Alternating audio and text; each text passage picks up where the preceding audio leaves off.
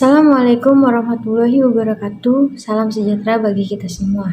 Pertama-tama, marilah kita panjatkan puji dan syukur kepada Tuhan Yang Maha Esa atas kesempatan bertemu dalam diskusi ini. Sebelum memulai presentasi, marilah kita juga mendoakan perdamaian bagi semua pihak yang terdapat konflik.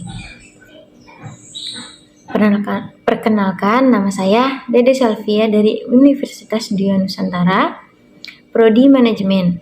Hari ini saya dan teman-teman saya akan memaparkan analisis mengenai dampak konflik Israel dan Palestina terhadap operasional dan bisnis Starbucks global.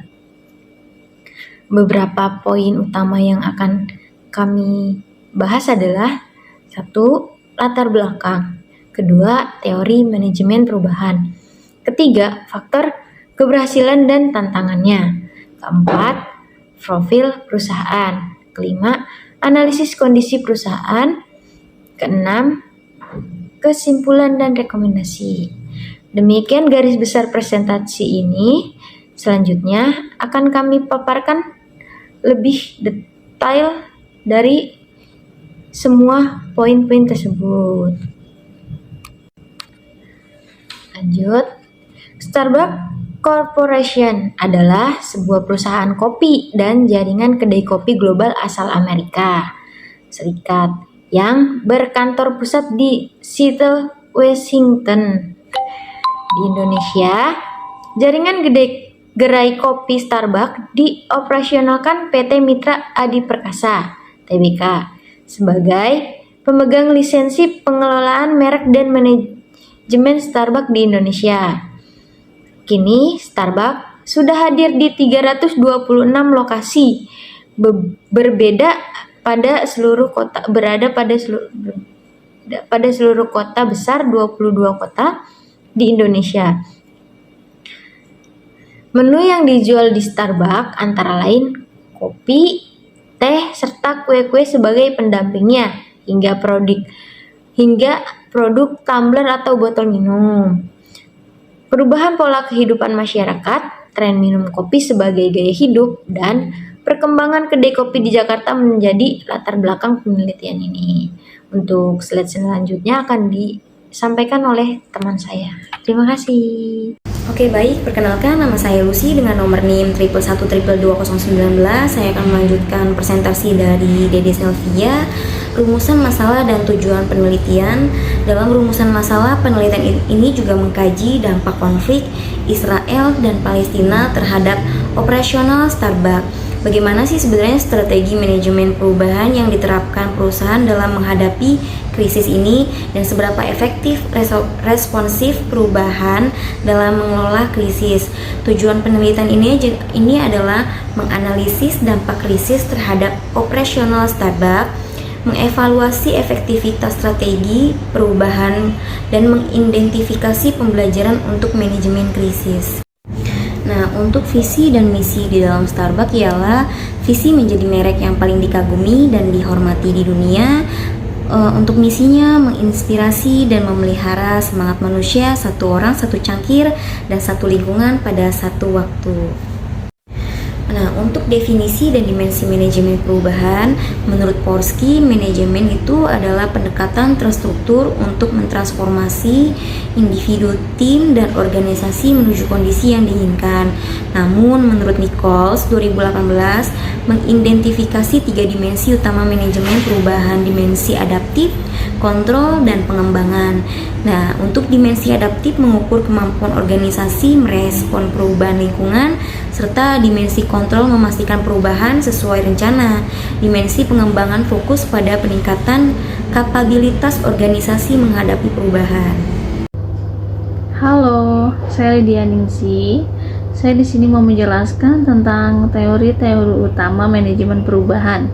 Itu ada 4. Yang pertama ada model perubahan Kurt-Lewin.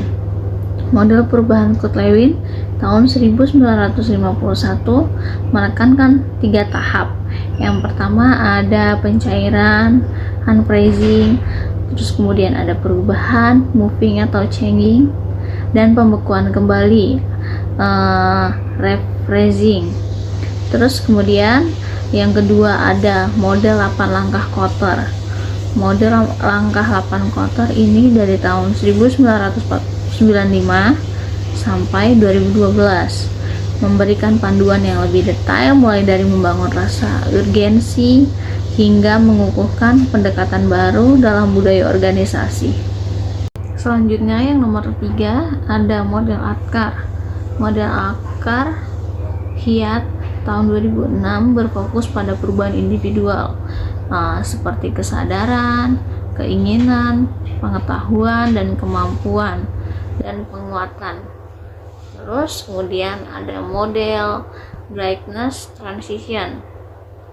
Model Brightness Transition tahun 2019 itu menekankan aspek psikologis transisi, meliputi fase berakhir, kehilangan, dan melepaskan zona netral awal yang baru. Untuk selanjutnya, penelitian terkini dalam manajemen perubahan itu ada 3. Yang pertama ada kepemimpinan, kemampuan digital, dan manajemen transformasi.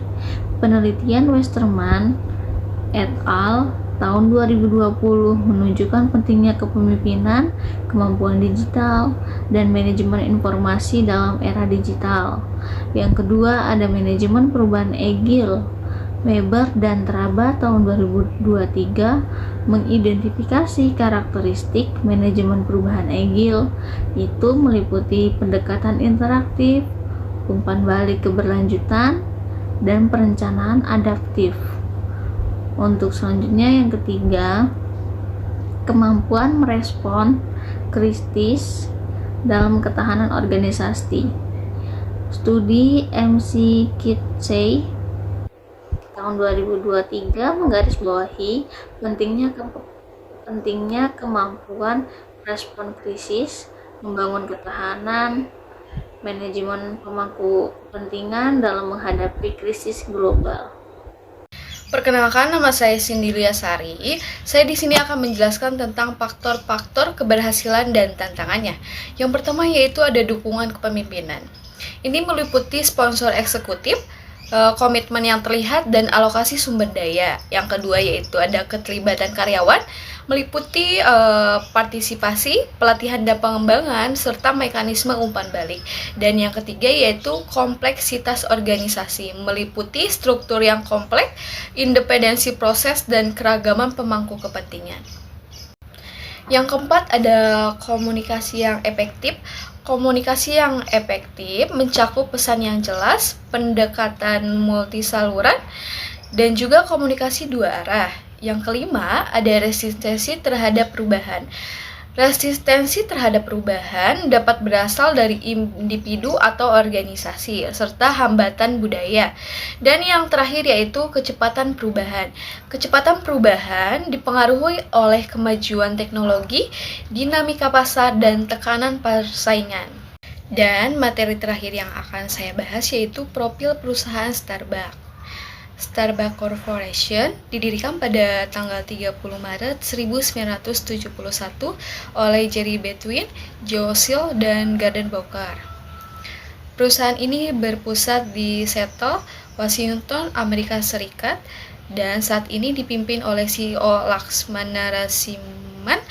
Starbucks adalah perusahaan publik yang terdaftar di Nasdaq dengan kode saham SBUX.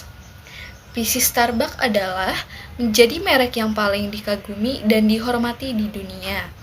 Misi perusahaan adalah menginspirasi dan memelihara semangat manusia, satu orang, satu cangkir, dan satu lingkungan pada satu waktu. Nilai-nilai perusahaan meliputi menciptakan budaya keterbukaan, keberagaman, dan inklusi, memberikan pengalaman pelanggan terbaik, bertindak dengan keberanian, transparansi, dan menghadirkan yang terbaik dalam segala yang dilakukan. Model bisnis Starbucks meliputi produk utama seperti minuman berbasis kopi, minuman non-kopi, makanan ringan, merchandise, dan minuman siap minum. Segmen bisnisnya meliputi toko yang dioperasikan, perusahaan, toko berlisensi, barang konsumsi kemasan atau CPG, dan layanan makanan. Pada bagian ini, saya akan menjelaskan sedikit tentang analisis kondisi perusahaan Starbucks. Jadi, pada tahun 2024, Starbucks menghadapi berbagai tantangan global yang signifikan. Konflik geopolitik yang terjadi mengakibatkan penutupan beberapa gerai di kawasan Timur Tengah, serta memicu aksi boikot di negara-negara yang kebanyakan mayoritas Muslim. Dari kejadian ini berdampak pada penurunan lalu lintas pelanggan. Di sisi lain, biaya tenaga kerja yang terus meningkat, terutama di negara-negara maju seperti Amerika Serikat, serta kebutuhan untuk merestrukturisasi organisasi menambah beban operasional perusahaan. Tekanan inflasi global yang tinggi semakin memperumit situasi, sehingga memaksa Starbucks untuk menyeimbangkan antara peningkatan harga dan daya beli pelanggan. Implementasi manajemen perubahan di Starbucks menunjukkan efektivitas melalui respon cepat dalam pembentukan tim manajemen krisis yang bertujuan untuk mengatasi tantangan global secara tepat waktu, serta mengadopsi model Kotter dalam proses transformasi. Starbucks berhasil mendorong perubahan budaya dan operasional secara terstruktur. Di wilayah terdampak, adaptasi operasional dilakukan dengan sigap untuk menyesuaikan layanan sesuai kebutuhan lokal. Selain itu, percepatan transformasi digital dijadikan sebagai strategi mitigasi, serta memungkinkan Starbucks untuk tetap terhubung dengan pelanggan dan memaksimalkan efisiensi di tengah perubahan yang dinamis. Dari kejadian itu, kita bisa lihat hasil analisis dan implementasi Starbucks, di mana hasilnya itu ada dampak finansial berupa penurunan pendapat sebesar 12% di wilayah Timur Tengah dan penurunan trafik pelanggan hingga 25% di negara-negara yang mayoritasnya Muslim. Dari kejadian itu juga mengakibatkan penurunan nilai saham sebesar 6%. Terus ada dampak operasional di mana Starbucks telah menutup 20 gerai di wilayah terdampak, seperti pemutusan hubungan kerja karyawan atau PHK sebanyak 500 karyawan, dan harus menghadapi tekanan dari investor, belum lagi kritik dari kelompok aktivis dan kekhawatiran mitra bisnis lainnya. Starbucks juga dapat strategi jangka pendek. Perusahaan telah menerapkan strategi jangka pendek termasuk pembentukan tim manajemen krisis, relokasi sumber daya, dan program komunikasi intensif. Kesimpulan dan rekomendasi dari hasil presentasi ini yaitu konflik Israel dan Palestina berdampak signifikan terhadap operasional Starbucks yang meliputi penurunan pendapatan, penutupan gerai, gangguan rantai pasok, dan penurunan brand value.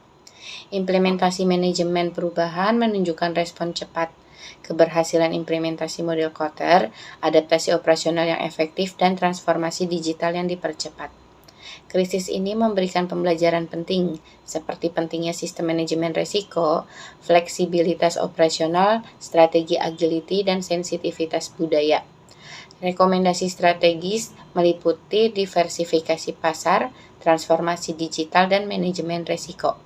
Rekomendasi operasional meliputi supply chain, human resource, dan brand management. Rekomendasi implementasi meliputi timeline, resource allocation, dan monitoring dan evaluasi. Implementasi yang cermat dan monitoring berkelanjutan akan menjadi kunci keberhasilan transformasi ini. Terima kasih.